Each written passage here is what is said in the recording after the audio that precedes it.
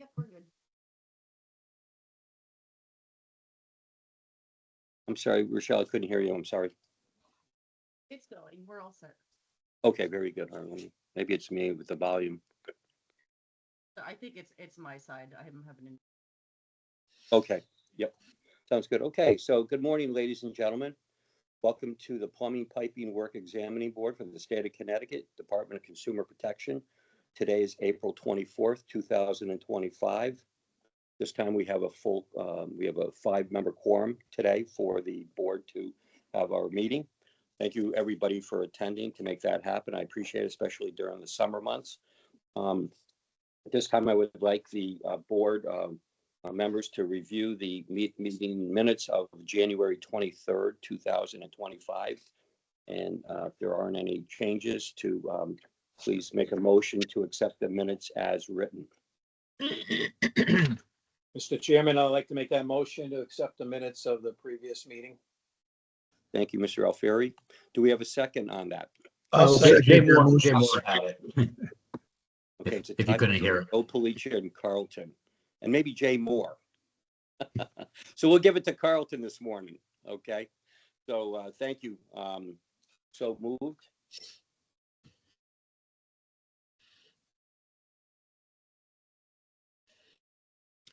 And Mr. Chair, just to acknowledge that Kimberly Fortin is here.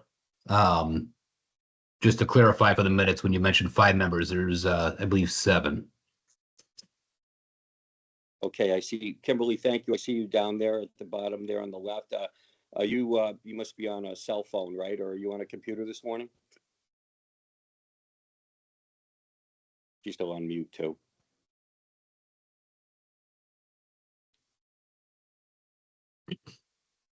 Kimberly, you're on mute still.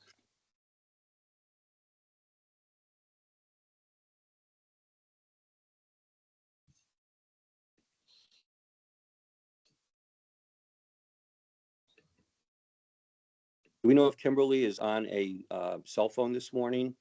Is there any way to tell versus a computer? Not really if she has a Teams account. Okay, somebody just joined us by phone. Perhaps it might be Kimberly. I'm not sure. I'm here. Okay, thank you, Kimberly. Appreciate that. Thank Okay, you. good. As long as you can hear us, we want to make sure you don't miss Yep. anything. Okay. Thank you. Yep. Okay. Do we have any comments or concerns of anybody this morning so far with the board here? Anybody have anything you want to bring up before we go to the investigation report with Janita Hamill and Pam Brown? Okay, so we'll proceed on to investigation division complaint status reports and any information Janita right. can, yeah. Good morning, Mr. Chairman, board members. You should have already received the report for May 1st, 2025 through June 30th of 2025 for the plumbing board. The department closed 29 files. We received 11 new ones, and with that, the department also collected $6,000 in assurances of voluntary compliance forfeitures for files that the inspectors closed. Are there any questions, Mr. Chairman? I don't have any at this time. Does any of my board members have any concerns or anything in regards to this work and $6,000 worth of ABCs collected? No, I have no comment, just good work, Janita. Very good job. Agree. Thank- Nice job, Janita. Thank you. Mr. Chairman, if I might just make a couple of comments. Sure, please. The inspectors are out doing random site inspections throughout the state, and we are still doing joint venture site inspections with Connecticut Department of Labor Wage and Workplace Standard, aka Wage and Hour. So we are still doing that, and both the random and the joint venture inspections have yielded findings of violations and people either going to be in reports up to legal, or there's been assurances of voluntary compliance, or if there will be a report and they are licensed, there will be compliance meetings held with legal in the future. Thank you, Janita. I appreciate that. And thank you, 22 pieces of work that you've done since the beginning of the year for the plumbing board. We appreciate all your efforts and your agents out there in the field. Really appreciate it. Please send that along for us as well. I will. Thank you so much. Thank you. Okay, moving on. Do we have anything from the legal division? We have Paul Grabowski here. We have Cynthia Fernandez. Was anybody? I'm Michael Bergeron. I'm here. I'm sorry. Who's this speaking, please? This is Michael Bergeron. I got a hearing today about reinstatement hearing.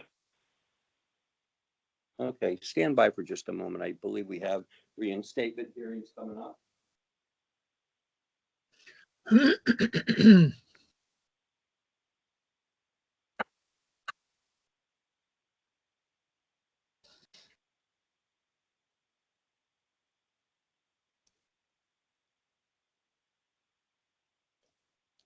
Again, what is your name, sir? My name is Michael Bergeron. Yes, sir. You're on the docket, sir. Yes, you are. Yes, I am.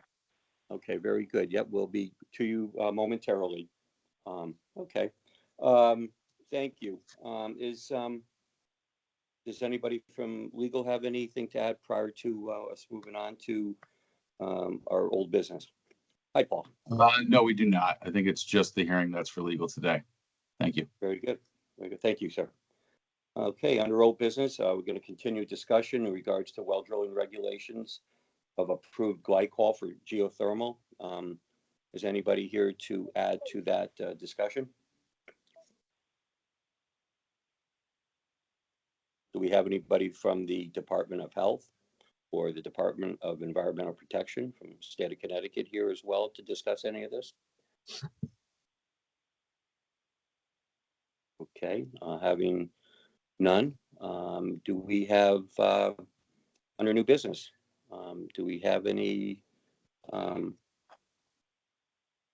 I'm missing a piece of paper here, do we have anything to move forward with under new business?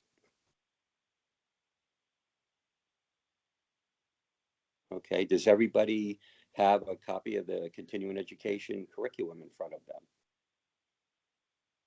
And if so, Yes. if anybody has any questions, this has been a 6 to 8 month project from the small membership of the plumbing board here to put together a curriculum. Does anybody have any questions in regards to any part of the information that we want to put through as this draft is written today?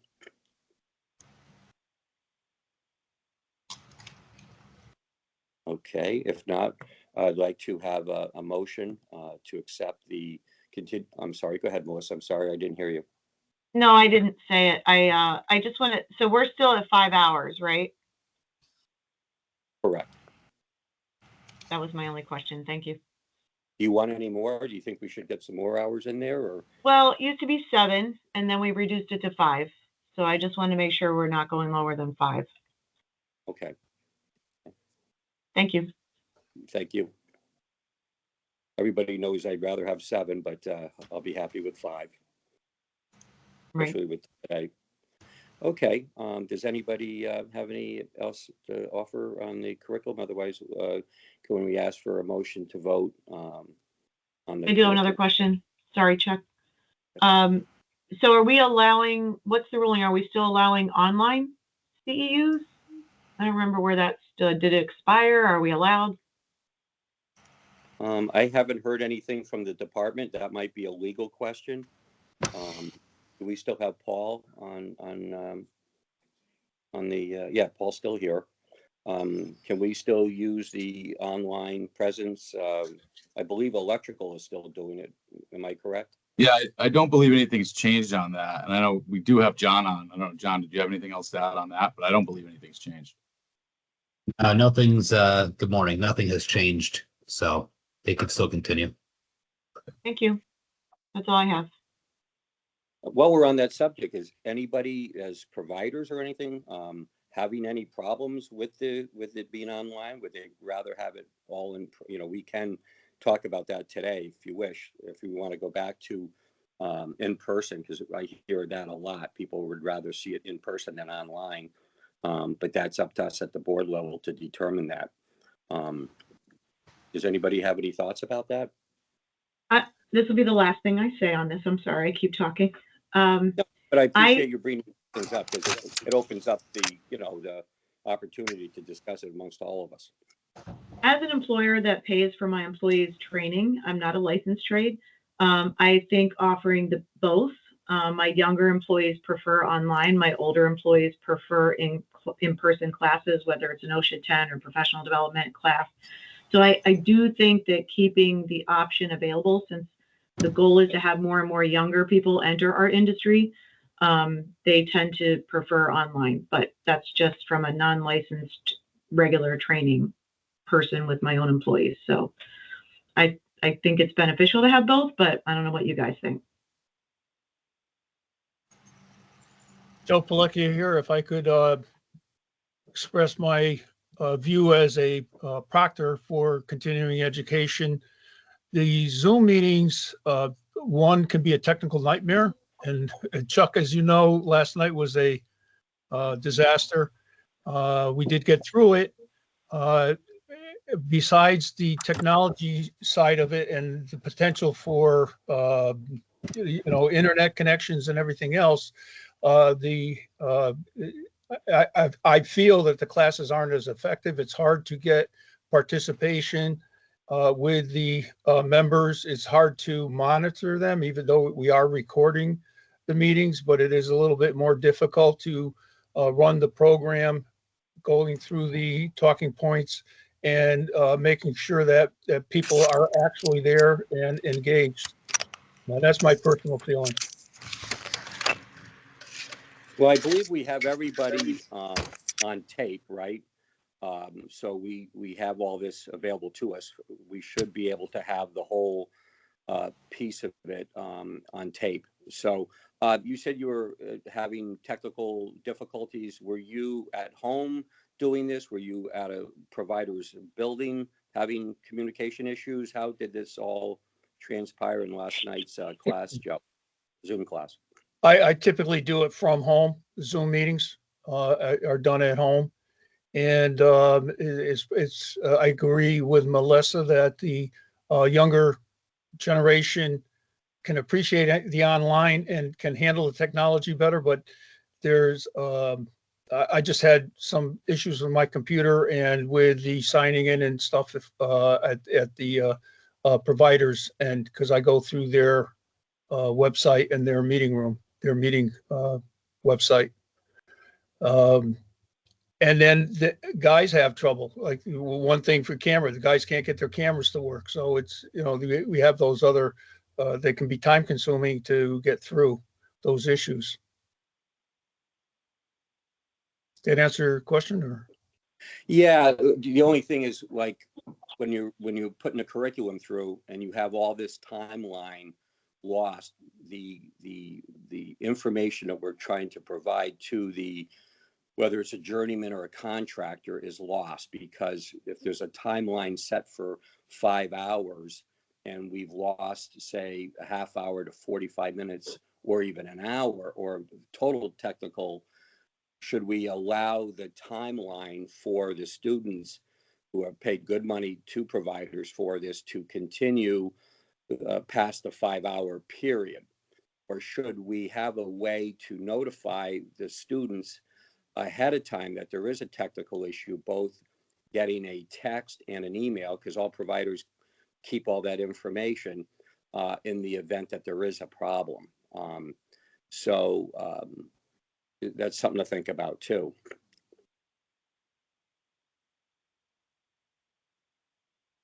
Is that something we can do, John, at our you know, the group, the electrical and the plumbing board chairman sit down and continue working towards that, because it can happen.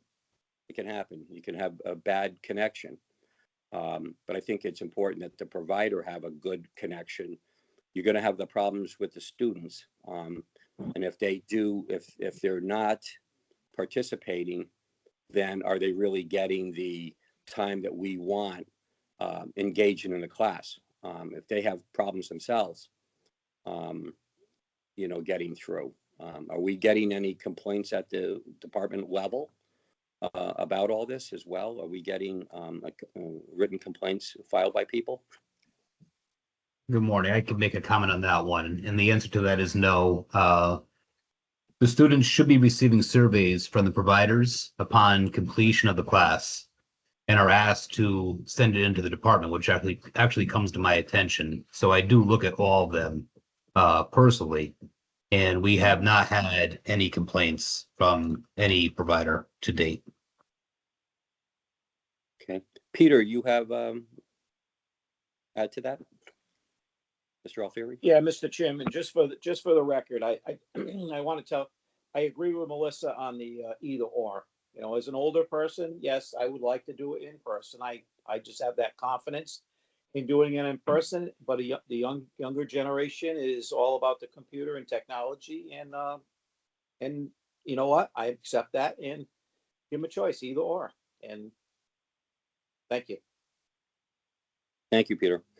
I understand everybody's opinion, but at the same time, if we bring everybody into the room, whether it's 4 p.m. in the evening or 7 a.m. on a Saturday, at least we have everybody in the room.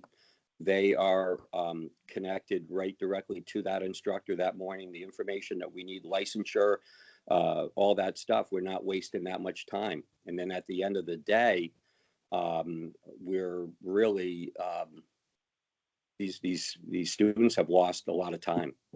So we either extend it past till this is done, or I think it's something we should be looking at going forward, going back to, my opinion is going back to in person. I always go in person because I always want to make sure that the curriculum that the board has put out there, that the instructors and the providers are teaching exactly that. But if we're having technical difficulties, it might be just easier to put everybody back into the room too. But again, is this something that we're having, you know, are we having problems with the programs from the providers? Maybe they can look in to see what they can do to solve these issues ahead of time. Well, John already reported that there's no complaints. So for now, it doesn't seem to be an issue. Just to add quick, I think that we can, with some collaboration with the provider and myself with the staff, that we can come up with a better way to get through some of those issues and prevent those issues from happening as much as possible. So is that much I'm in favor? Yeah, that's what I want. That's what I want to hear, Joe. Exactly. Yeah, as much as I'm not in favor of Zoom, I'm sure we can make it better, and that's something we should do because it's the direction of that the technology and society is going in. Right, and I appreciate you and applaud you for bringing that up. So if you could, bring that to the attention of the provider, perhaps we can solve this problem and continue it. But we want to make sure that these people that spend good money on these programs get what they're there for. We don't want a black eye on this board because we're not providing the proper guidance to the providers to get what they need to get to the students. So thank you, Joe. Okay, Melissa, with that, is that okay? Yeah, thank you. Thank you. Okay. And Mr. Chair, if I may for a second, Jay Moore did have to leave the meeting. And Rochelle, I just want to acknowledge that Aaron Nachbar is here.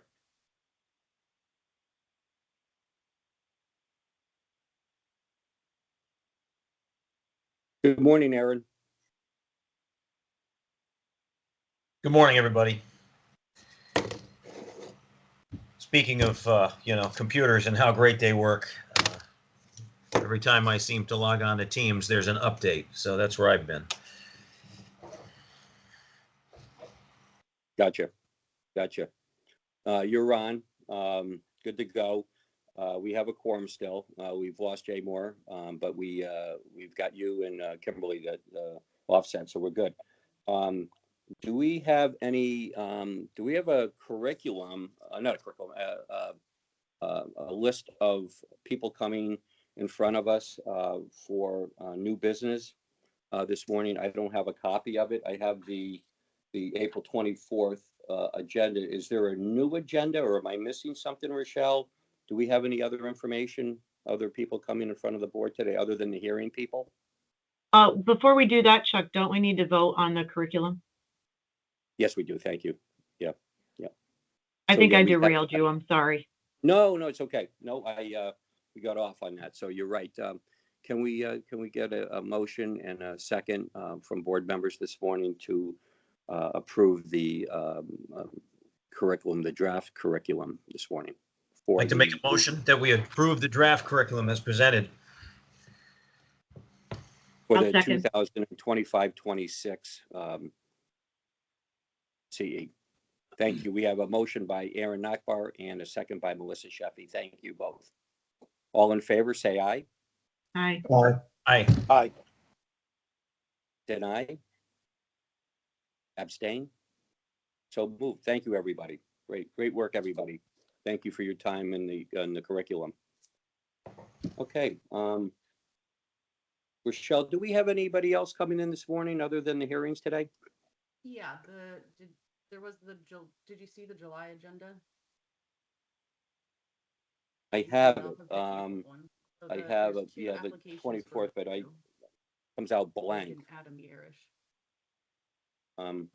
Can you put it up at all in front of the screen for board members?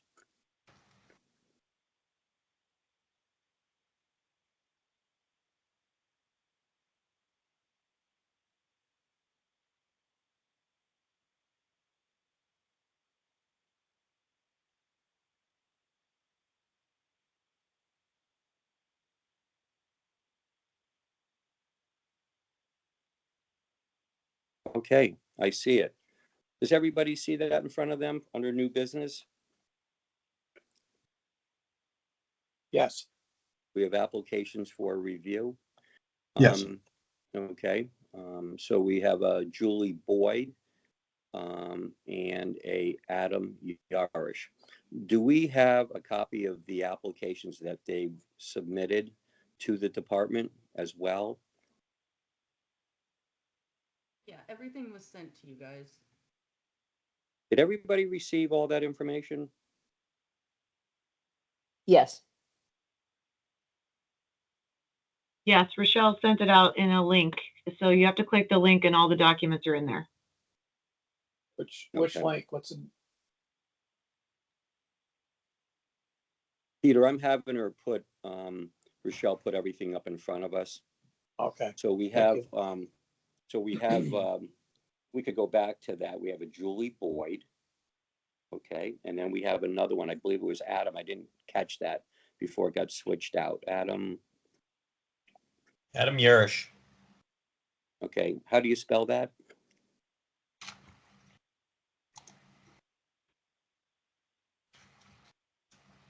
It's spelled Yarrish. ISH, okay. Very good, okay. And these both are applying for W1s, okay? Right. All right, okay, so let's go back to the application if we could. We'll start with Julie Boyd, please. All right, Mr. Chair, if you may, this went to the application review working group. So Aaron Nakbar would have to recuse himself. He can't make comment, but he would have to recuse himself from any votes. Thank you. Okay, so we're getting correspondence from, okay, boys, we got two documents here, okay. All right, so let's go back to the original application so we can read that first. See what they have for experience.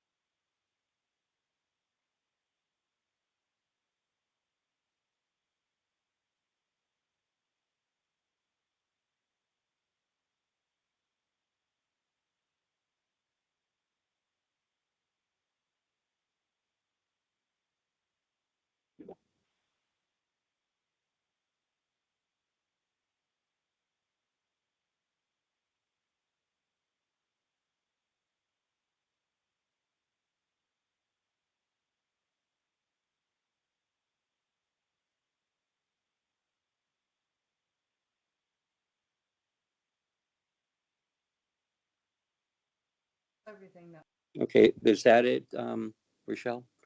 yeah, that's everything that was. Submitted? Okay. Could you go back to the original application if we could, please?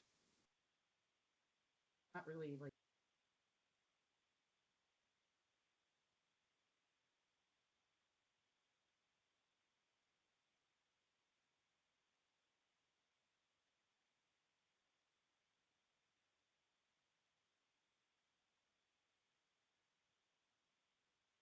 There's quite a bit of information here.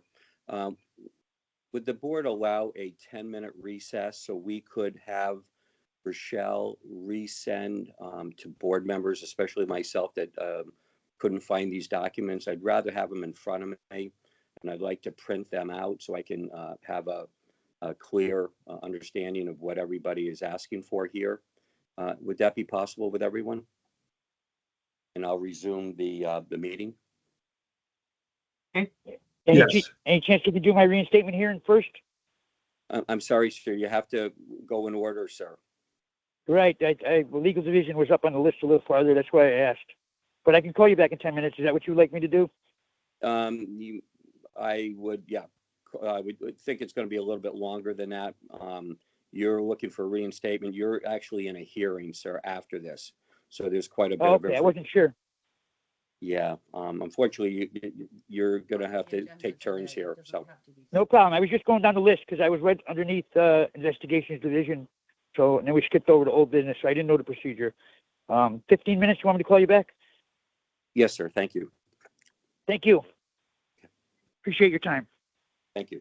Appreciate your patience.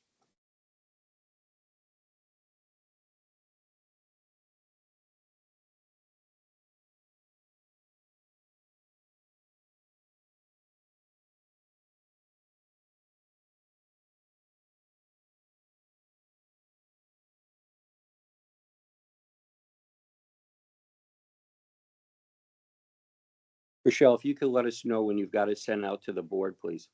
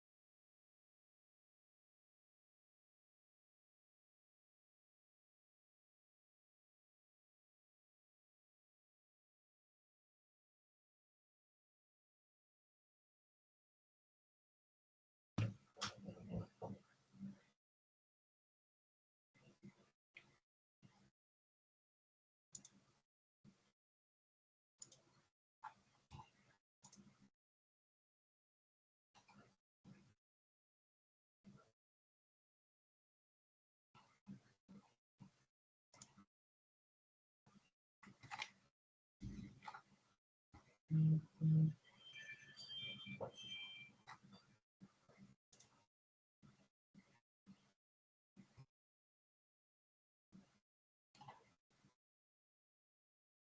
Pete, can you hear me?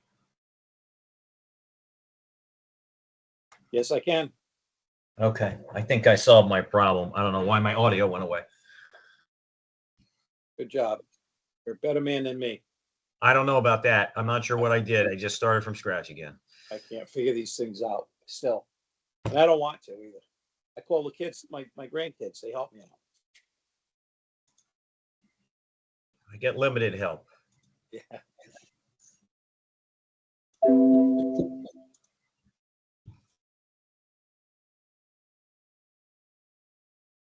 Mr. Chairman, Yes, I'm just awaiting my copy machine to just finish up here.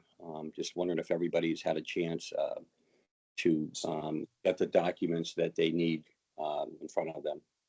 so the documents on both persons here, I didn't read it word for word, but I don't see the W-2s, the Connecticut W-2 licenses, which from what I have a brief description that they're supposed to hold a W-2 for 2 years to be able to sit for a W-1. And I'm not seeing the W-2 here in this package. I mean, so It's, I was gonna bring up the same thing. I didn't notice that they were licensed anywhere in the state of Connecticut. They're out of New York. I agree, Chip. They did Well, not show that to me either. We have questions. They hold a license in Connecticut. I don't know how many, but I do know that the principal of the company holds a W-1. And it's not a unique situation with this company. They're based in New York, but they're from Connecticut and they're familiar with Connecticut's operations and how things should be. So there's, if you read through, you'll see the letters and the documentation requesting the experience that they have to be taken in place of our regulations for applying for W-1. Rochelle, did Miss Boyd leave the meeting? I don't know. I don't see she's on anymore. Well, I see Julie Julie's on my screen. I don't I see. have Julie on the screen as well. I We have are Miss back. Okay, thank you. I didn't see her. Thank you, Rochelle. Fine. Oh, it's a group photo. We got Julianne, Adam in one screen. Okay, there we go. Okay, so we're back, everybody, just so you know. I had to make sure I printed stuff out and reviewed these items before I wanted to proceed. Mr. Alfieri brought up a point about the fact that you guys are applying for a contractor license when in fact you don't have a journeyman license in place before you're applying for this unlimited water well drilling license. My question right off the bat is I'm going to refer it over to, first of all, to Aaron Akbar, who is our well driller of record on this board. Just so you know, the plumbing board and the well drilling board are all as one here, just so you know, Julie and Adam. So Mr. Akbar is our go-to when it comes to these items as well. So can I ask Aaron if he could let us know what his thoughts are in regards to, we'll start with Julie Boyd's because they're separate applications. So let's go with Julie's first, if you don't mind. And if you could give us an update as to what you found in the application review committee meeting. As far as, I know Julie personally, known her for many years. As far as credentials, Julie has the credentials. As far as hands-on and out running a rig, that's not what she does.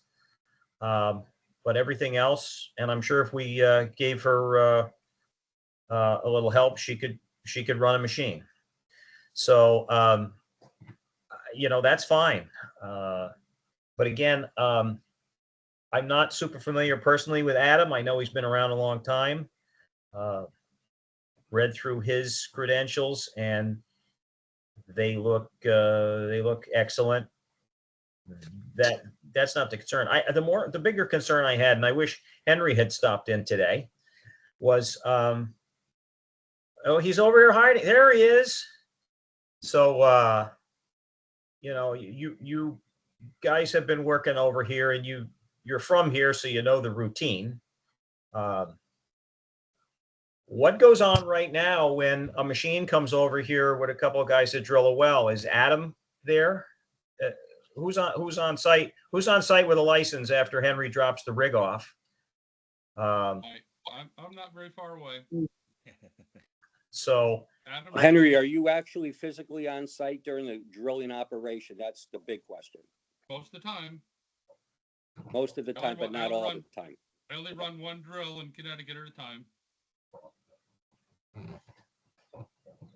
So in the meantime, you have employees that haven't been registered in the W-2 apprenticeship program for well drilling in Connecticut at all? My people were all registered at one time. And when you started charging them for apprenticeship, everybody passed the Groundwater Association years ago. Actually, I had a wife that was a licensed well driller in Connecticut. She passed on. But my people are running the machines. And if you look at every other well driller in Connecticut, their people are not that registered. I'm afraid everybody that has multiple rigs does the same thing that I do. But I'm never very far away from my customers and my people. And as far as licensing on, there is no licensing in Connecticut. There is a registration in New York. In New York, I'm sorry, a registration in New York. So you're looking for a license in another state. We don't have that in New York. You've got to be registered with New York State DEC, which is the same as the registration that having a license in Connecticut. You can't drill without being registered New York State DEC anywhere in New York. So that's fine. My point was, what I wanted to bring up was, you're familiar with the Connecticut system. You have a Connecticut license. We're looking at this as the way the regulation is written in Connecticut. If you're an out-of-state company seeking a license in Connecticut and you don't have one, then the experience can be taken into account for our review for an approval. But you're already a Connecticut operation, and you're from here, you know the deal. So I don't know, you know, the way this is written, you're kind of a unique situation here because Henry has a license in Connecticut.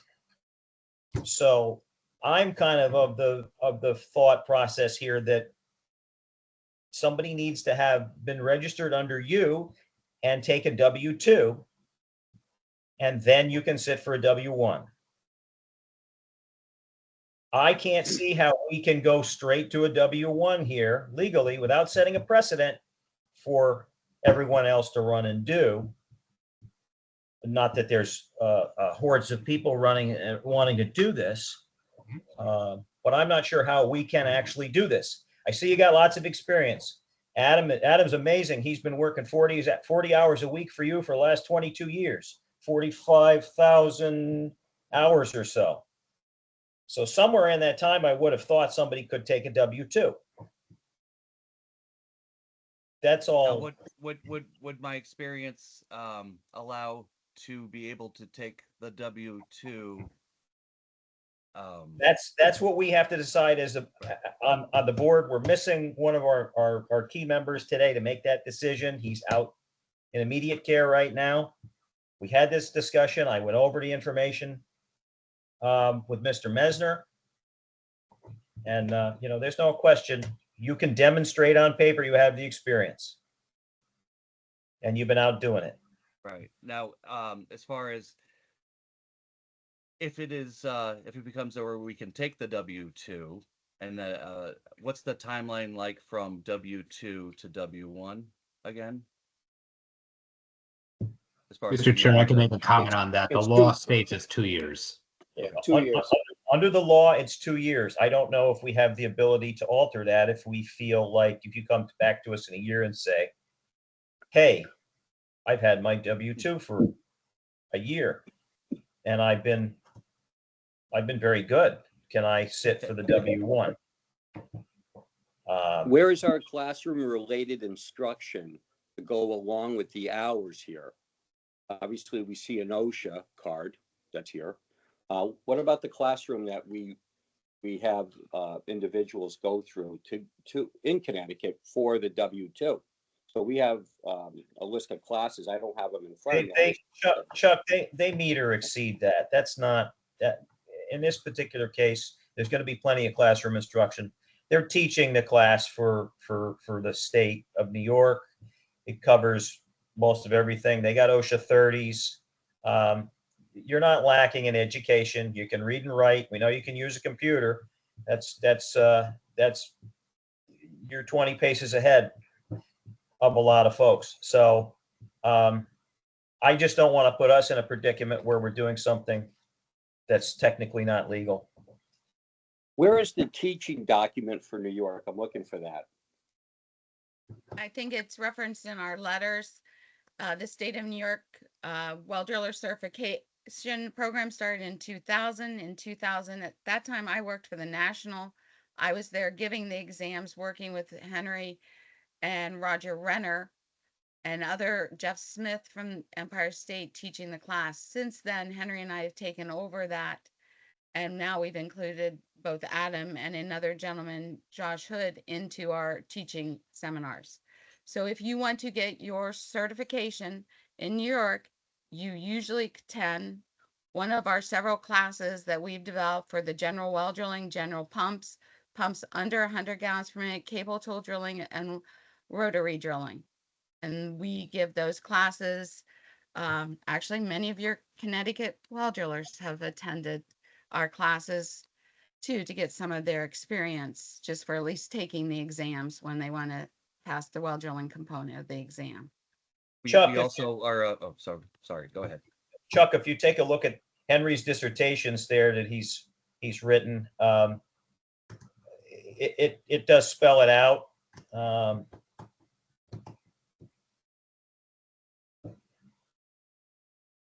Yeah, if I could speak for a sec, there's, in addition to us, teaching classes, we also we hold a membership through National Groundwater, which requires us to take continuing education. We do at least 8-10 hours every year, more than that, going to meetings and shows, and several classes across all types of subjects in well drilling and pumps and safety, and we do it all year, every year. Yeah, no, I'm more than satisfied that you guys have all that covered. It's just the semantics of the process of getting a Connecticut license. When you're a Connecticut practicing company, that becomes the question here. If you had no Connecticut licensed personnel there, this would be an easier decision for us. We could say you're coming in as an outside contractor and this is what you got and you want to work here now. But you've been working here since 1970 what, Henry? The Boyd brothers started in 1932 out Not of them, Norwalk. not them. They're And not here. I've been licensed in 69. Okay. And I was drilling in Connecticut when I was working for other companies since 68. So it's not unusual to have unlicensed people running rigs in Connecticut. I'm 76 years old. I'm passing my business down to these two fellas and Julie eventually. And once we get all the paperwork straightened out, and this is why we're here applying for it. Right. To be honest with you, Henry, I who's never- the other person that doesn't seem to be in the picture, or is he somewhere else here? I was not on the agenda, so I've just been observer. You were banished. What are you going to be applying for, sir? The W1. He's in the same situation as Both these fellows are taking the business over. Okay. We have a question for one of our board members, Mr. Pember, at this time. I'd like to give him a few minutes to discuss his thoughts. Mr. Pember, please. Yeah, thank you. This is, I guess I have a couple of questions on the equivalence. So I understand that there's a lot of education that's out there that you guys have, but under normal circumstances, we would have the Connecticut requirements sitting in front of us, and each one of what you're saying is an equivalent would be there. So in other words, if it's how many hours you have on the drill, it would say that you need 36 hours that align adjacent to that. You would say that you have, 10,000 hours, and this is where it is. So what you're asking us is that, yes, there's a ton of information here. We're not questioning any of the abilities of the people, but I think we need to really see, number one, how that equates to what the state of Connecticut is asking that you have.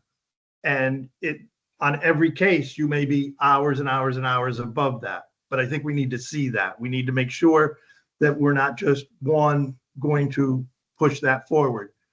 I think it's very difficult. And I know this goes across all of the boards and all of the licenses, that I don't think we're ever going to be in a position to give a contractor's license out of the gate. You absolutely have to have the journeyman's to start.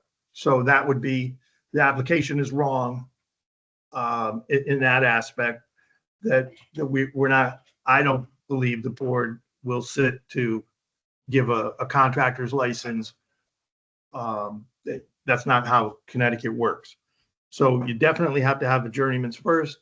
You have to be able to prove pretty much line by line to make it easier, because there's a lot of information here, but I don't know what that equates to on the other side, as far as Connecticut is concerned.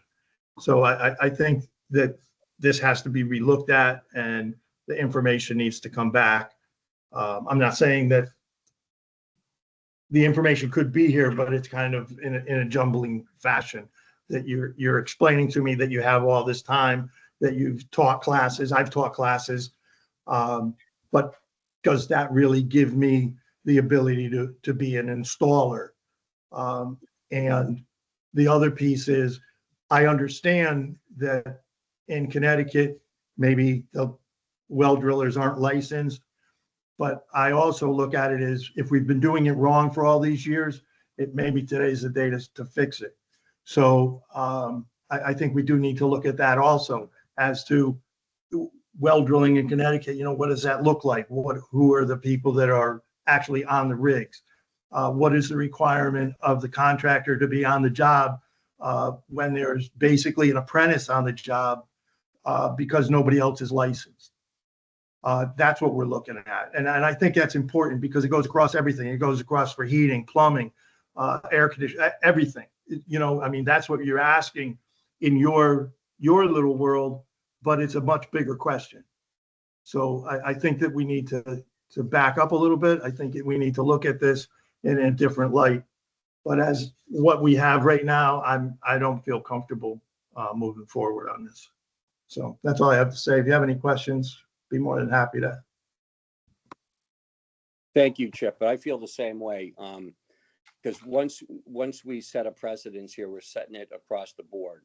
And as Henry was saying, there's a lot of people he feels here in Connecticut that is not registered for an apprenticeship program, and that has to be really seriously looked at. And we need to really go back, have Aaron look into this and find out exactly why these people are not registering their people, if this is the case. So I don't think we can really make a decision on this today until we get looking at this even further.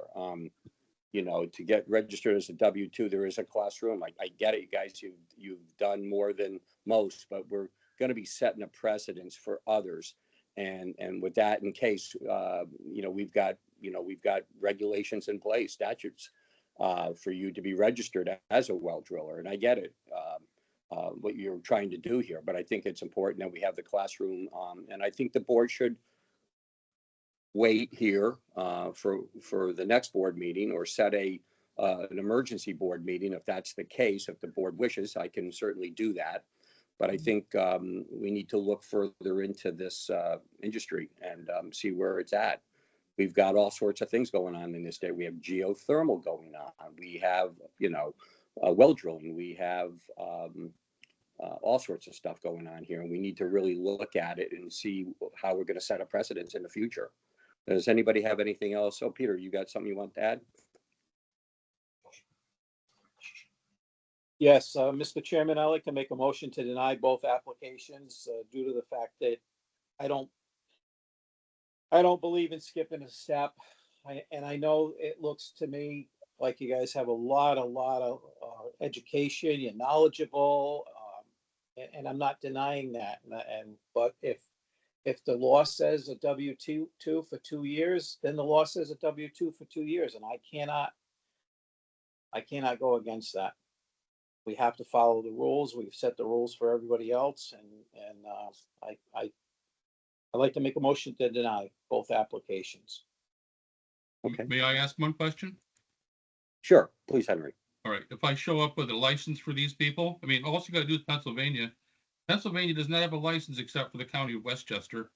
And if I go down there and get a Westchester County license, will that suffices for getting a license in Connecticut? I mean, you've already given a license to a driller from Pennsylvania. Aaron knows what I'm talking about, some guy that with some problems in Reading, Connecticut with him. But he showed a license. It wasn't really a problem. He killed a driller on his first job. So that's, it depends on how you look at a problem. I understand what you're talking about, Henry. Are you serious, Aaron? What happened here? We've discussed this, Chuck. I poke fun and I shouldn't, but I understand your tack, Henry, and that was an odd arrangement, and I'm not sure how that had occurred, but that was a complete out-of-state operator coming in for their first time into Connecticut. So that back then could the out-of-state experience, equivalent experience portion, I think was considered to be valid by somebody that's not in that position anymore here. So you're not an out-of-state entity from Connecticut. You've been making money in Connecticut for a long time. And I really fundamentally disagree with you. I think there are more people with registered persons on their rigs than you think. I certainly have more licensed people than I have help. So it's not me, but I don't think they're, like I say, everybody's been trying to comply here, and it's tough. Nobody wants to do it, but there aren't that many drilling operations left in Connecticut. I can pick up the phone and call them all and see who's got licenses and who's out where. Can I ask a question? You were talking about the W-2 without being rude and pulling up the information while we're in the meeting. W-2, 2 years experience. I would still question the fact that I do not think at 61 years old, I need to go to a journeyman's class. And I've looked at your classes. I'm not saying your classes aren't good. I'm just suggesting that they're more for plumbers than well drillers. I can, I took my 30-hour OSHA, and my math with my master's degree pretty much exceeds most math that most contractors do. I can still do geometry. I can still do trig. So and Am's got a college, we all have some education, as you've seen, education here. If we need to apply for the W-2, I accept that, but I think at a certain point, some other things I would request them to be waived.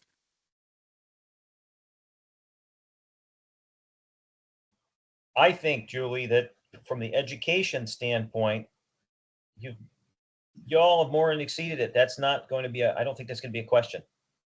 It's simply the semantics of the W-2 and holding that license for the period of time until you can sit for the W-1 contractor. Is there an exam with the W-2? I mean, Yeah. again, I didn't want to appear rude and look. We have exams, and you have a W-1 in-house. So he can, oversee your activities. I just think it's a time thing. Correct. Okay. I So agree. is the next logical step taking the or applying for the W-2 for us? I think so, and we're gonna have to have a discussion on the board. Maybe 10 years ago, we should have done this.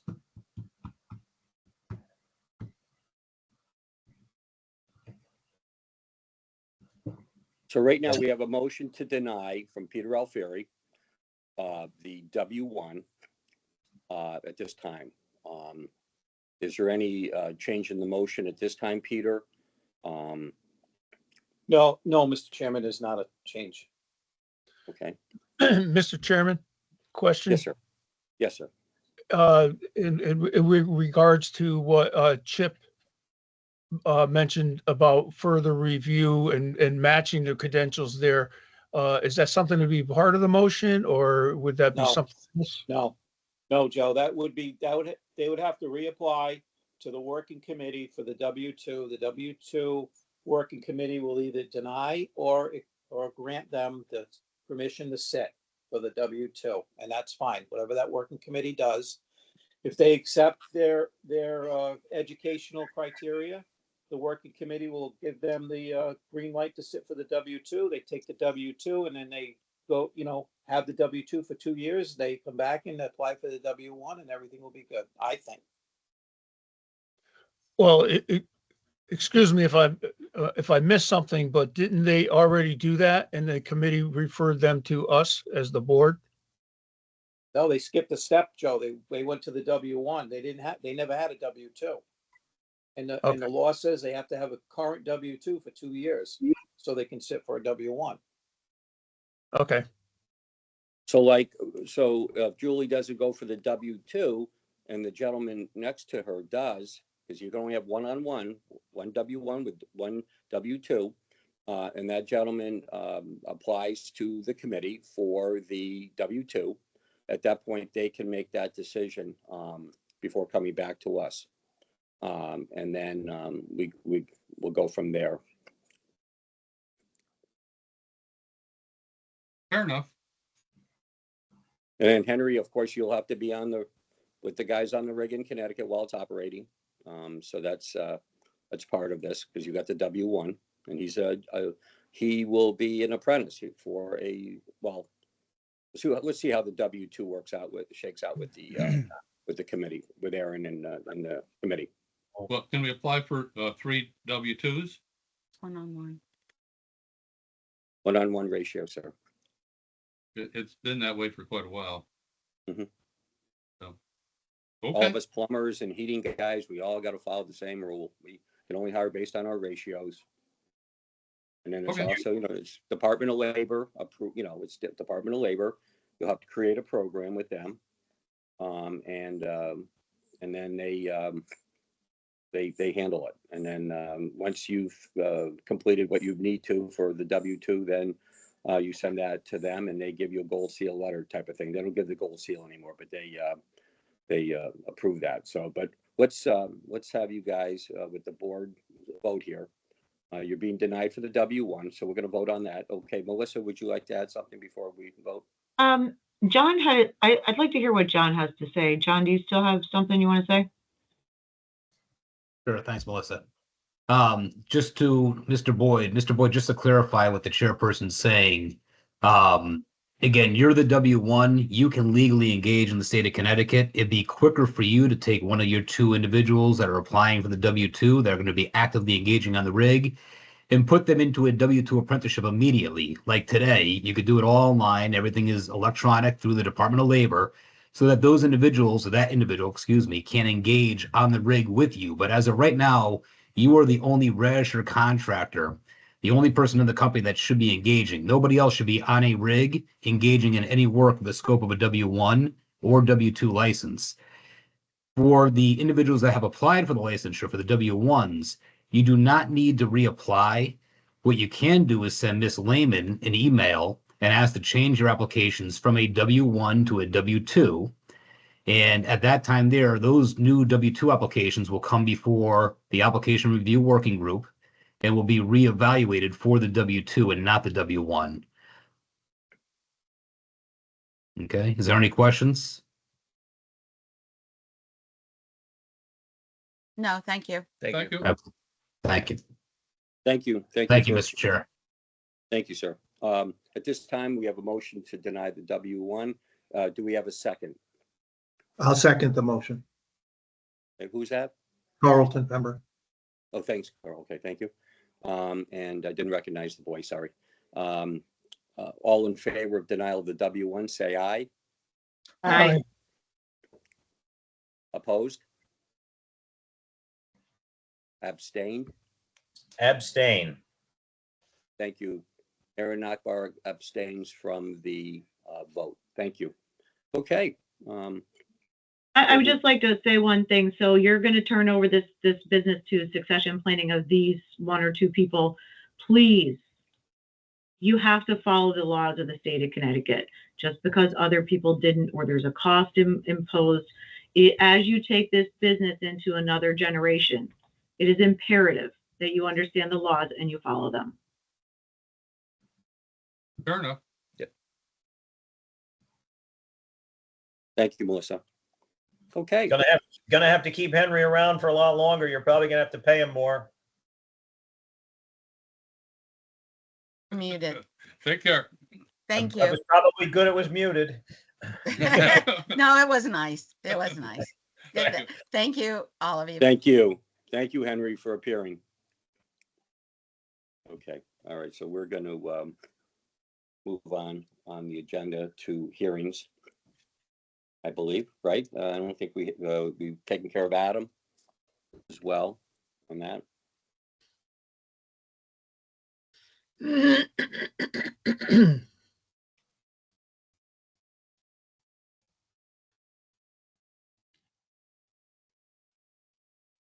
Okay, we have Cynthia Fernandez. How are you, Attorney Fernandez, today?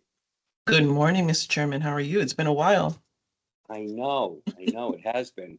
I know I owe you 3 documents too. I'll have dropped off to you up in Hartford shortly. Okay. Thank you. Well, thank you. And I'll coordinate a meeting place for those signatures to be put on before the commissioners as well. Did you receive the hearing script for today? Yes, I did. Okay. Boy, do I miss that. Hang on.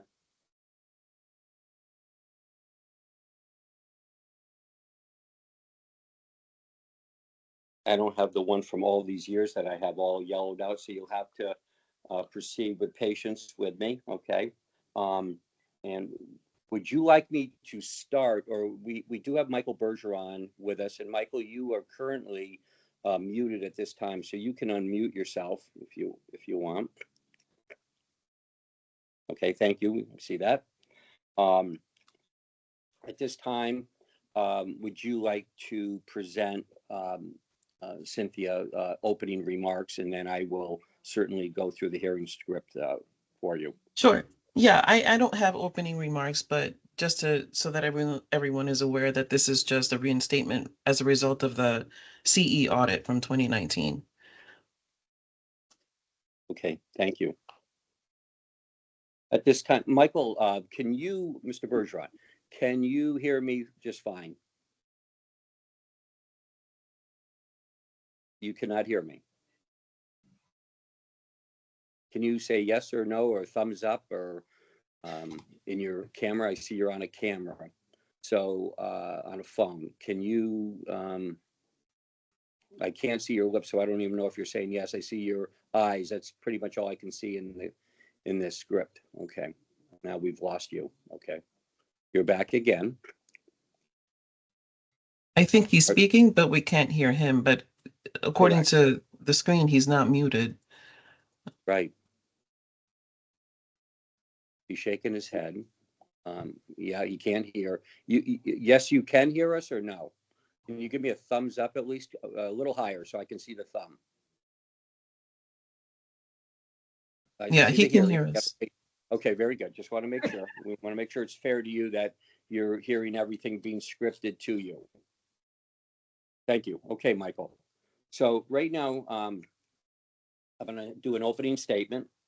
And good morning. This is a reinstatement hearing being held before the Plumbing, Pipe, and Examining Board at the request of yourself in case number 2019-1348. Yep, dash 1348. I just had to bring the paperwork over. I wasn't prepared exactly like Thank I did here.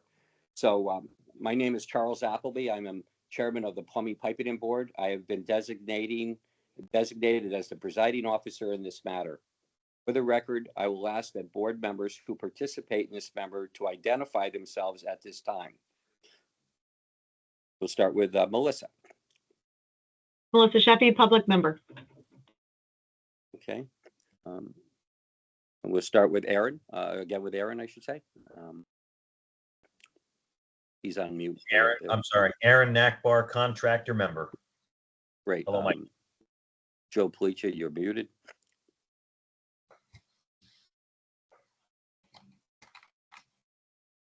Joe Policia, you are muted. Okay, we'll move on to Peter Alfieri. Get back to Joe. Peter Alfieri, licensed member. Thank you. Carlton Pember next, please. Carlton Pember, contractor. Okay. Kimberly Fortin next, please.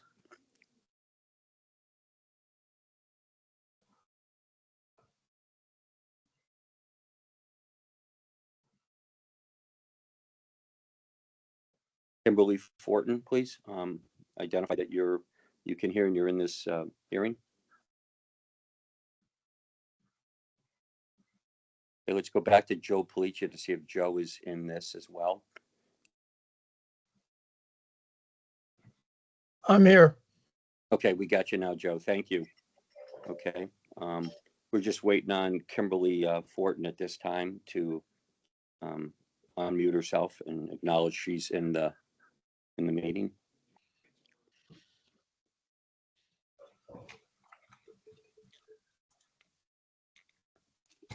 Mr. Chair, while we're waiting for Kimberly, would it be advisable that Mr. Bergeron tries to disconnect and reconnect to maybe get his audio to work? Yeah, he said he's having problems. Or right? you could call in Mr. Bergeron if that's what you're saying. You want to call in? Okay, you can try calling in and see if that works for you. Does he know how to do that? Does he know the number and everything to do that? It should have been in the correspondence, yes. Okay. All right, let's wait for him then. In the meantime, we'll see if we have Kimberly here.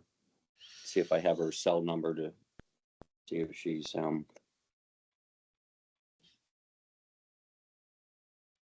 right, Mr. Chairman, Mr. Jimenez, Felix Jimenez had just raised a question. Mr. Jimenez, we're in the middle of a hearing right now, so you might want to raise your question at the end of the board meeting.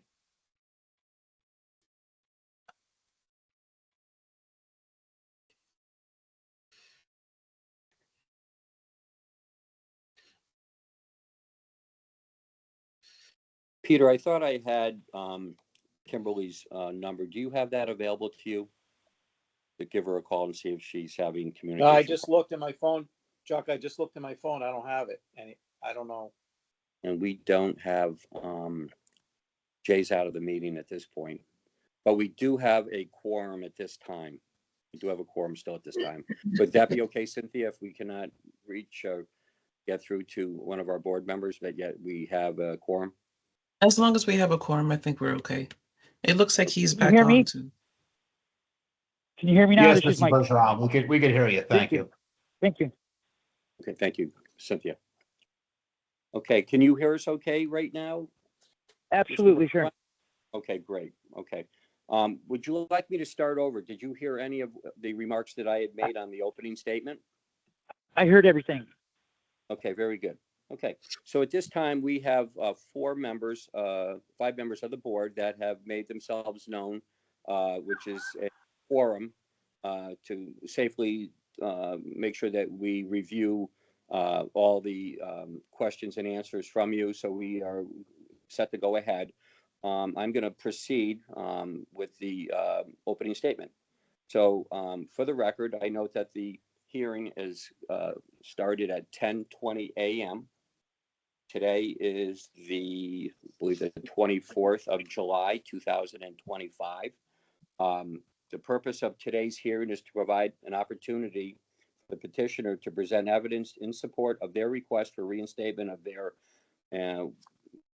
category P1 license pursuant to the Connecticut General Statutes 20-334. The board may, in its discretion, reinstate a license not less than 90 days after such license has been suspended or revoked.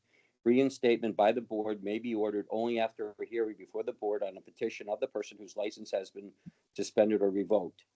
Evidence may be admitted either by oral testimony or by documents, and the strict rules of evidence as applied in a court of law are not applicable here. There is greater latitude in what is allowed as evidence in an administrative hearing. However, testimony will be under oath, and the rules of evidence as set forth in the Uniform Administrative Procedures Act for administrative hearings will apply. The proceedings today will follow this format. Both parties will be permitted time to present a short opening statement. Since this hearing is being held at the petitioner's request, the petitioner will present their case first. So after brief opening statements, the parties may call as a witness any person present here today or is competent to testify. Please focus on the facts that the board should have in order to render a fair decision. There will be an opportunity at the end of the hearing for each side to present a closing argument on why it feels its position should be upheld according to the facts that have been presented. So all parties will have the opportunity to cross-examine each witness presented by any other party. If after one party has presented its case, any other party feels it is necessary to call further witnesses, they may do so. So this procedure is followed until all sides are satisfied that facts are by each are fully and fairly presented and that each factual record has been completed. Documents may be admitted into evidence either by the argument of the party subjected to the board's review as to its relevancy and materiality, or through the testimony of a competent witness. Documents submitted in advance are not considered into the record unless one of the parties introduces the exhibit on the record during the hearing. Exhibits have been reviewed or considered by the, have not, let me make that clear. Exhibits have not been reviewed or considered by the board in advance of this hearing. Do you have any questions at this time, sir?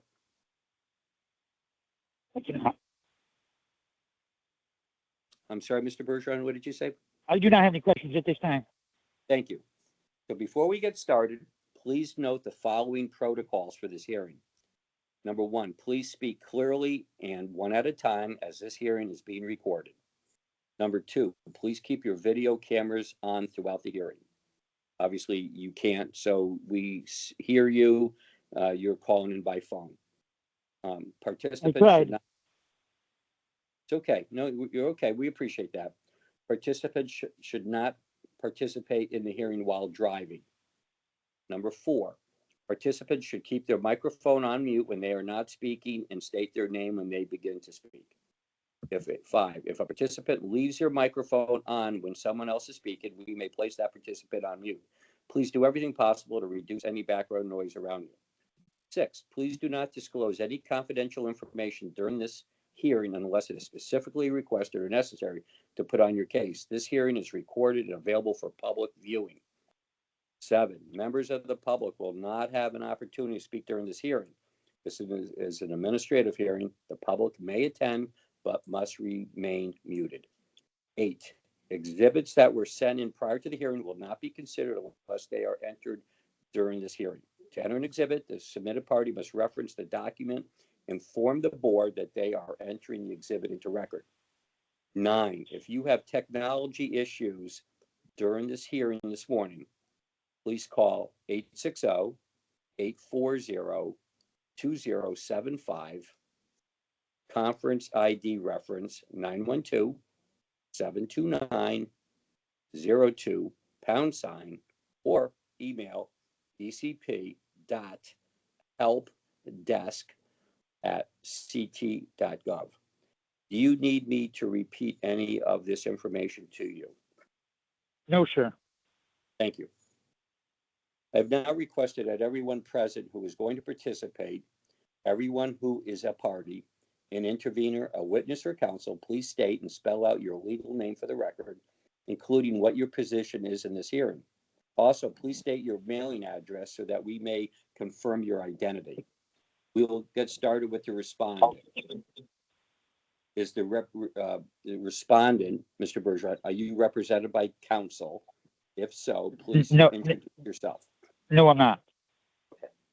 Are there any witnesses present for the respondent? Please list the names of the witnesses present. None. Okay, thank you. Are there any witnesses present for the department complaint counsel? Please list the names of the witnesses present, please, at this time. No, no witnesses for the department, just myself presenting the case. Thank you.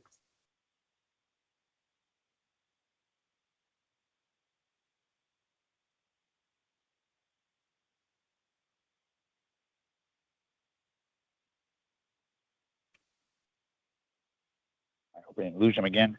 Hello? I'm looking, yeah, looking, here we go. Okay, I now ask, are you with us still, Michael? I am. I was just checking.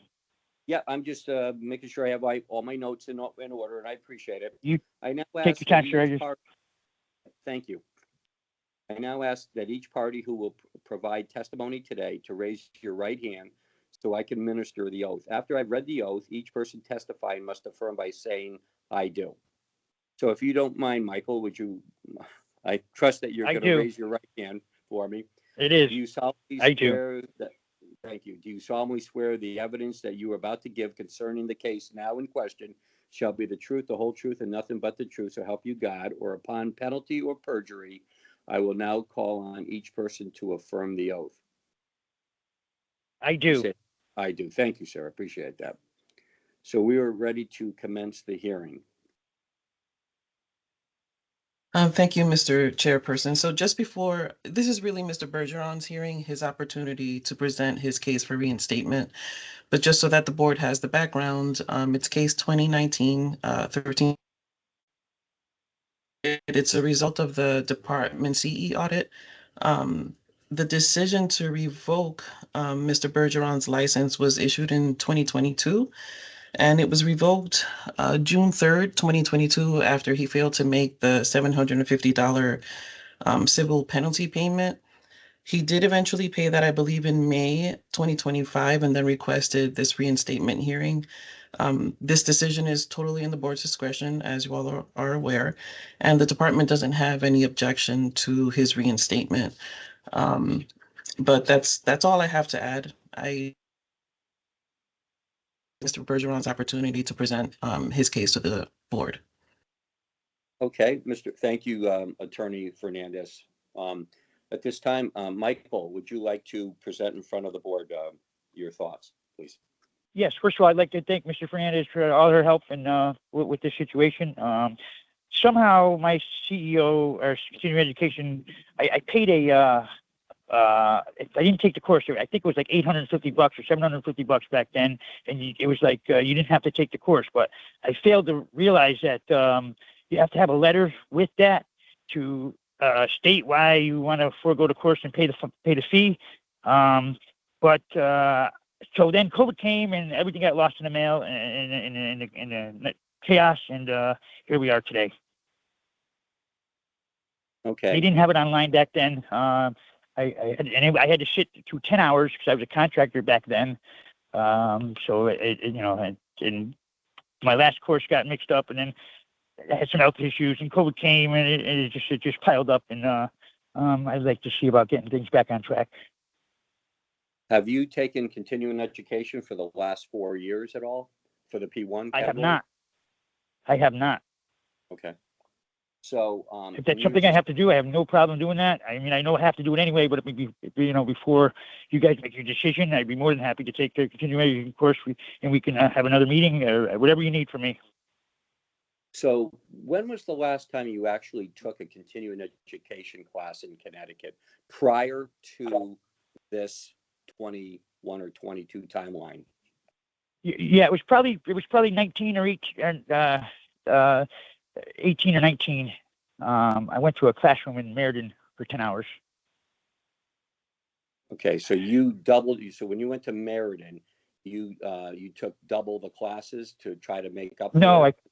No, not at all. I took my 10-hour contractor continuing education course, and that was 19 or maybe even 18, somewhere around there. And then in 21, I tried to forego the system because it was torture back then. 10 hours, especially when other journeymen got to leave after 8 hours, and the instructors weren't the very best at our terminology, and they kind of just didn't know what they were.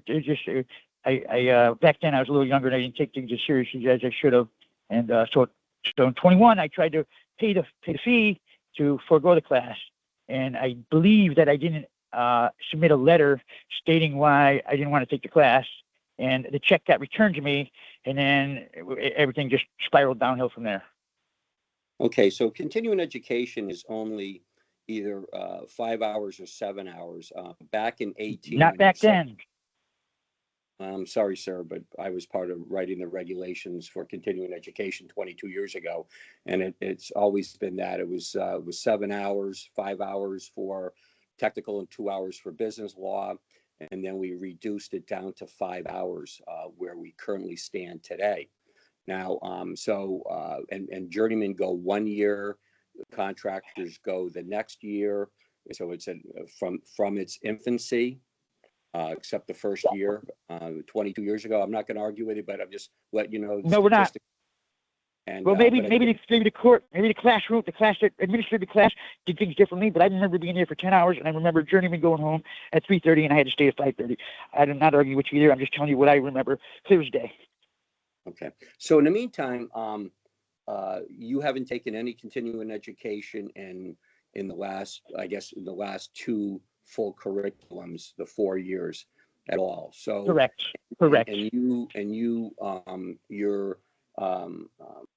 We held back. How do we say it, Attorney Fernandez? What did we do to hold his license at this point? How did we handle that? Revocation. So it was revoked, right? It was revoked because according to the decision in the CE case, either he had to pay the fine, and if it wasn't paid, it was suspended for 90 days. And then after that 90-day suspension, it was revoked because the fine was not paid, the $750. And that was in 2022. Yeah, so he paid the $750, but in the meantime, yes, he has missed over, I would say, it's been, because of the reinstatement situation, it's been over 4 years. Currently, the state of Connecticut, I believe it's either 2 or 3 years. If you have not, with the reinstatement issue here, has not taken the continuing ed and it was held back, he might have to retest because of the years that have gone by. And of course, he's missed continuing education, so he has not kept up with the industry standards. And obviously, without a P1, he hasn't been able to work. I'm assuming that he has. No, I hold other master licenses as well, so I've been working. Okay. So, that's, I'm going to let other board members come into this conversation if they have any questions for Mr. Bergeron. Can I say one more thing, sir? If you want me to retest, I have not a problem. If you want me to retest, that's not a problem. Okay. I'm going to ask Mr. Mesner real quick, if he's still with us, if he could let us know what the timeline is, just to let the board know the timeline on the retest, how many years that would be to do.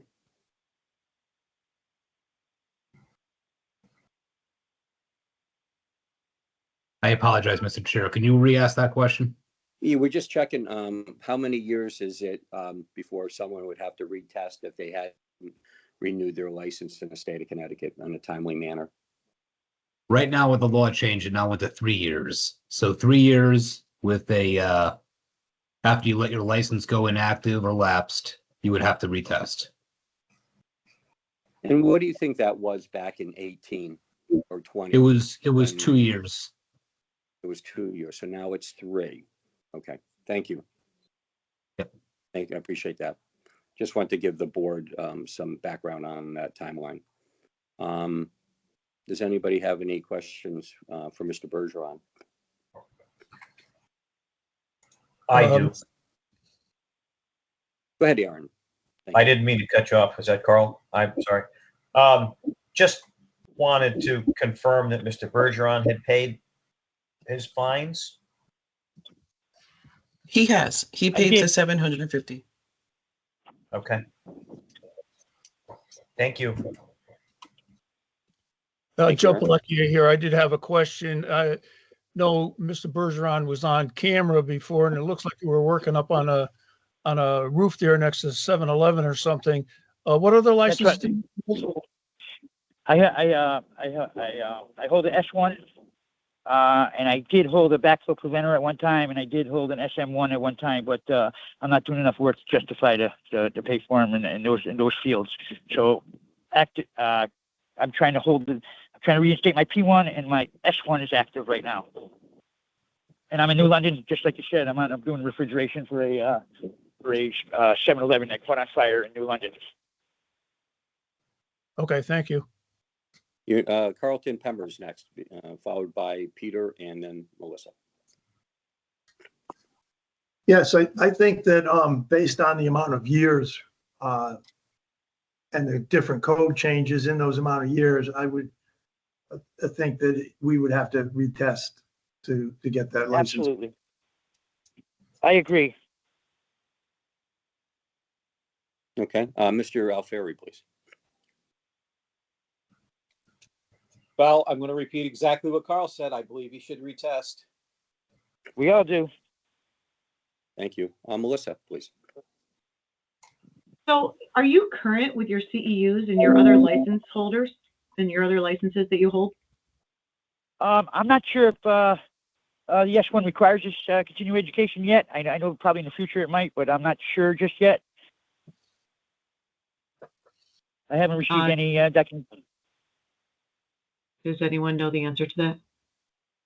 Yes, continuing education is only for plumbers and electricians in the state of Connecticut. I thought so. Okay.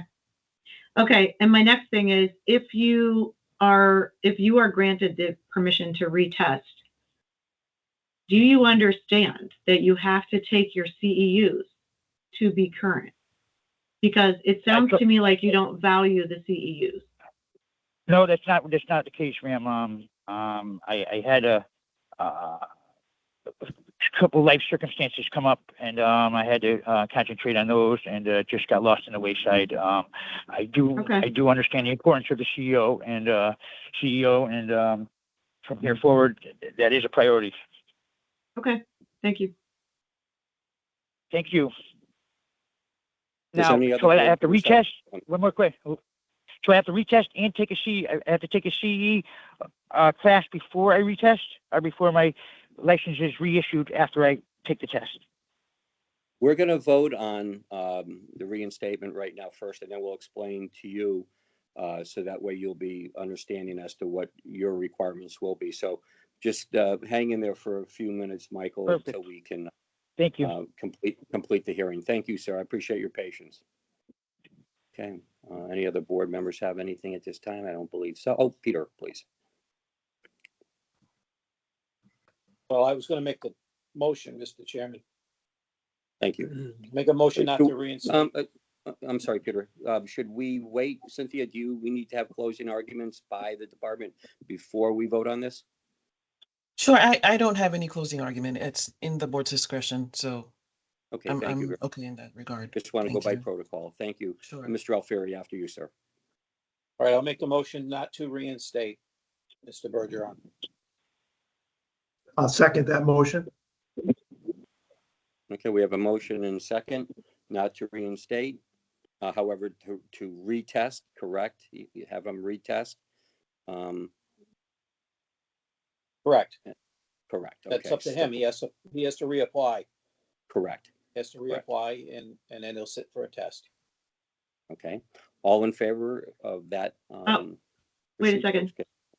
Are we going to require him to take a CEU before the test? No, Okay, He's don't have to. retesting, he has to retest, and that means he gets 1 year, right? Because he's fresh test, and he passes it. He then Okay. waives that first year, and then he'll resume on the next curriculum year under Thank the you. contract. Understood. Okay, so we have a motion and a second. We're going to have you retest, and you've paid the fine. Thank you. And all in favor of that, please say aye. Aye. Aye. Deny? Abstain? So moved. So thank you, Michael. Good luck. Get that P1 application into the department right away. And we'd love to see you resume your business here in Connecticut. Thank you for all your time, and Mrs. Hernandez, especially thank you for all your help. Sure. Before we lose you, can you just confirm your current mailing address? It's 541 Wall Street, Hebron, Connecticut. Okay, that's what we have. All right. Thank you so much. Appreciate your time. Thank you. Welcome. Is it okay to hang up? Yes, sir. Thank you. Thanks Thank you. again. Have a great day.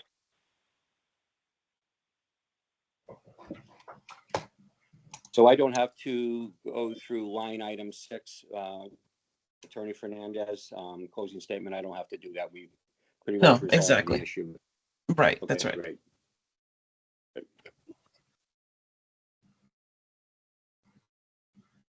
That away. Okay. Education's approved. So we can go ahead and post the new the draft, which is now the new CE for the Plumbing Board for Connecticut for the next 25, 26 years. So that's all set. So that can be sent to providers so they can begin their process of putting together their curriculum to come in front of the board whenever they're ready. I guess that's really it. Does anybody else have any comments or concerns today, board members? Thanks, Chuck, for all your work on those continuing ed points, by the way, paperwork. You know what? I don't want to take that credit because there was a lot more people behind the scene. You know, obviously Carlton Pember put together a great program with Joe Policia. All you guys. I know you've been working hard on it. And, yeah. Thank you. It's Mr. Chair, before there's a motion, we do have a member of the public that's here that has a question. I was wondering about that. I was going to get to that. Is that Felix Jimenez? And if Yes, so, Mr. Board. Yes, Mr. Appleby. Yes, sir.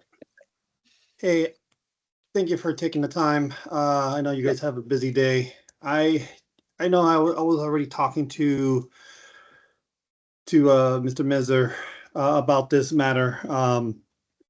The town of Bristol is requiring that we have a P1 present at all times when the P6 and P2s are doing the work, which is, I know in the stature that the towns can do, but this is a little excessive. I believe that's the whole point of us getting our guys license. You know, you can't just always have a P1. Luckily, I have 3 under my belt right now in the company, but it's not everybody is fortunate like we have, and it just costs more to have all that labor in there. Have you obviously the municipality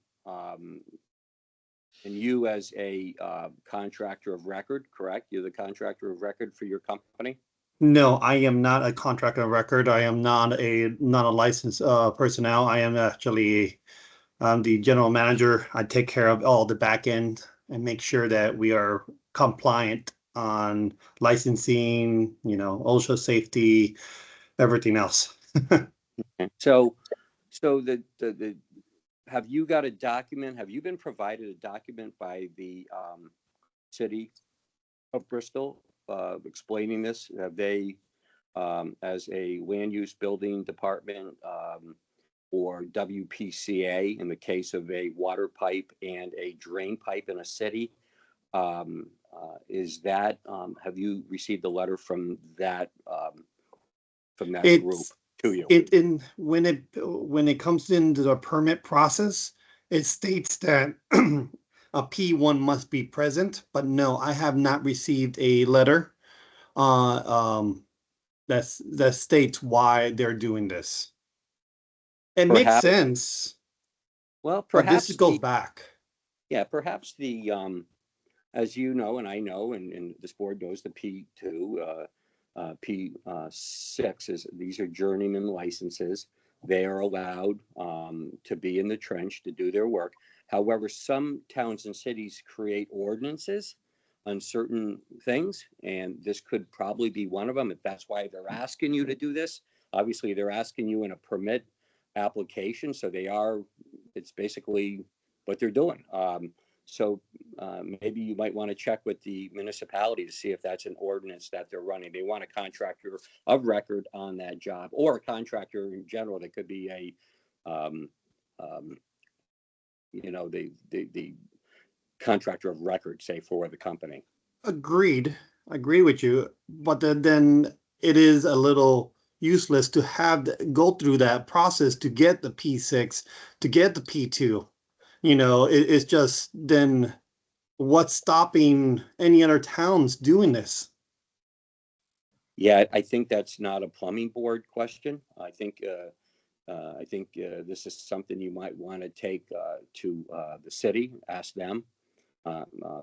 Obviously, it's required that certain individuals with certain criteria is allowed to be putting pipe, whether it's stormwater or water pipe or drainage in the streets. Is that what you're doing, or is this on private property? Maybe it was on private property. Actually, it's a water service from the municipality connection to the customer's house. Okay, so that changes things. Okay, so in my recollection, the P1 has to make the connection inside the building. So when you're bringing this, whether it's a sewer line in or a water line into a building, you have to have, or I'm not going to speak on behalf of fire protection, but certain things, licenses are required and have to be met. And one of those would be that connection. So some towns, cities say, well, stay 36 inches outside the foundation. Some say 30 inches, some say 5 feet. But at the same time, as some people bring the pipe in with a proper sleeve because of the annual space around the pipe, whether it's a water line or a sewer line, it should have an annular space, right? By plumbing code standards. We talk about this a lot. A lot of times it's not being done. But that connection has to be done by the P2. He can make that connection. And my P2, it runs the site when he's fine. there. The P6, if he's in the trench, that's fine. But the P2 making the connection inside the building is what has to happen. A P6, P7 categories cannot make the connection. Absolutely. But then, like going to your point, is just overkill to have a P1 there. Again, that would be something you might want to take up with the city. This is the first I've heard of anything like this, but some cities throughout Connecticut might have their own, like I said, it could be an ordinance situation. I don't know. But as long as you're using the proper licensed people, the P2 is unlimited, as you know, unlimited. Yes. From all this work. The P6 is strictly limited outside to the connection provided to you by the municipality. And Yes. of course, and if you were working for the city or MDC, one end of the groups up there, you certainly, those men meet that criteria. But again, how that application is being asked by the city, I don't know. You'll have to take it up with them. Okay, I today was the opportunity you guys meet, and I wanted to bring it up, and I want to make sure we're doing everything possible. We make sure our apprentices from high school get all the licenses under their belts, and I push them to go above and beyond, even though they don't even use that license. I want to make sure they're trained properly, but this is excessive. I just want to point that out. Yep, thank you. We have a Aaron Nakbar, our well driller of record, who would like to add something, followed by Peter Alfieri, Pete goes second. first. Pete goes first. Okay, Pete, sorry about that. I will turn on my camera too. No, it's probably a ordinance issue, like Chairman Appleby had said. It doesn't have anything to do with us. It could be an old ordinance from the 50s or 60s where they put in there and somebody's making you abide by it. So you really need to approach the town with that and see, clarification. Okay. See if you can make sure, and give them somebody, maybe they had a situation where they had a contractor in town that didn't have somebody to answer to if the town had a question. Hey, what are you doing? Hey, go talk to that guy. And that guy, turns him to another guy. And you know what I mean? They could have got the runaround. So somebody came up with the idea of putting an ordinance in and never got questioned on it. They just did it. So. Okay. Mr. Nakbar, please. I just wanted to add, Felix, we run into this because I don't have anybody with P licenses, and I end up hiring a lot of times working for towns and utilities. I will hire a P1 plumber to be there, and I'm paying the extra money, and I get that. But I use the term P1 and P2, together, that I forget that a P2 is unlimited, and really, if a P2 were there, it would satisfy the regulations. It may be that the municipality does not understand the capabilities of your P2. And maybe if you show them the regulation and just print it out and say, hey, by the way, our P2s are unlimited. They can do everything the P1 has, except what they can't. And that you have P1s on the payroll that are doing other things, and they're in the background where they, which is fine. I had a situation with the city of Stamford, very similar to this. So I just had to print it out for them and show that to the building official, and it clicked with him. So maybe that's all you need to do, and just save yourself a little aggravation with them, just simply by giving them some paperwork. Either they'll nod and shake their head and say, okay, and they won't read it and let you do it, or they'll understand. But that was all I wanted to throw out there. No, thank you for that. And like I said, we pride ourselves in making sure everybody is trained, everybody get licensed. If you look at my ledger on everybody how many licenses, I am very proud that we have this many licenses on our staff. It's just when now they're asking for more than what the state requires. It costs money, and ultimately the homeowner pays for that. The problem with the city is they have the right to upgrade, but also a lot of these need to be by ordinance, like Pete mentioned. And so if they have something in place, there may be something archaic. I doubt they're that sophisticated, but it's possible. Okay. And there could be history. There could be history there from past experiences with companies in the last, since licensure came out in 67, 68. So they could have had something that really very, who knows, it could have been a major problem. And this is why they've added that license category to that through an ordinance. So I'd love to hear, and Mr. Jovenis, if you do contact the city and try to get a history of what happened and why that is there. I'd love to know. Sure, I'll send you guys an email once I have a bottom to it. Thank you. Appreciate Okay. it. All right then. Thank you. That wasn't. I had another one, but it's frivolous. Thank you No, very much. Well, what's on your mind? Well, I'm sorry, it's- but I need to jump off. So have a great day, everyone. Thanks. You too, Melissa. So long, Melissa. It's you know, as people are getting tighter with their money, you know, it's easier to make complaints, and it's you know, we have handyman, and I know you guys are rocking with Janina. She's actually, you know, kicking up the everything that she can, but we're now, I'm half of my time is trying to, you know, babysit our customers, you know, give them the upfront pricing, making sure they're being, you know, told. The cost is, you know, we have to pay for a trainer to make sure they are trained, everybody's trained. We have to pay for, you know, our licenses. We pay for every single licensing that they have to go through. We pay for a continuous education. Our customers are getting fed up on our higher rates, but someone has to pay for it. As you guys understand, you guys are all business owners as well. It's hard to keep that fine line and taking care of the customers and still keep a profit at the end of the. Right. But what's your point here? Is we all have to deal with that every day. It's fair business, and that's what has to happen. But what is your point that it's people who are not licensed and are unmarked vehicles and you know those things. But it's a continuing, you know, as much as a thing.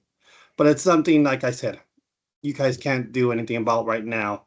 Well, we are. Virginia. As you can see, 22 cases were started the first of this year, or completed out, I should say, because there's always many more in the system. But just so you know, that is where we're at. So we appreciate your time. Is that it for today? Yeah, that's it. Thank you very much. Thank you. Thanks. Okay. Does anybody else have anything to add? Are we all set to ask for motion to end today's meeting? Okay. Make a motion to end today's meeting. Thank you, everybody. All in favor, say aye. Make a motion to adjourn. Yep. Thank you. Thank you, everybody. Thank you. Have a great day. You too. Bye-bye. Thank you. Bye-bye. Bye. Bye. So long.